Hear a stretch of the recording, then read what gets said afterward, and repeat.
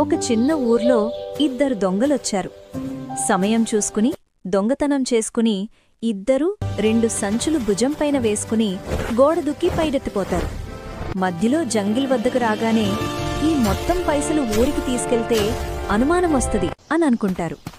అక్కడే ఒక పెద్ద చెట్టు కింద గుంట తవ్వి దొంగతనం చేసిన వాటిని అంతా దాచిపెట్టి ఊరికి తిరిగి వెళ్తారు. ఇంటికి వెళ్ళగానే ఒకడు తన నాన్నకి చెప్తాడు, నాన్న, ఆ చెట్టు కింద నేను నా బంగారం దాచిపెట్టాను అని. మరో దొంగ మాత్రం సింపుల్గా, నాకు కొన్ని రోజులైనా పైసలు వస్తాయి అని నమ్మకంగా మాట్లాడతాడు.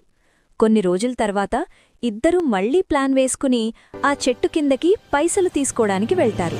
కాని అక్కడికి వెళ్లి చూసేసరికి ఏముండదు, ఒక్క పైసా కూడా లేదు. అప్పుడే ఇద్దరూ ఒకరినొకరు కోపంగా చూస్తూ, నువ్వే తీసుకున్నావు, అయ్యో నేనేం తీసుకోలేదు, నువ్వే తీసుకున్నావు అని గొడవ పడడం మొదలుపెట్టారు.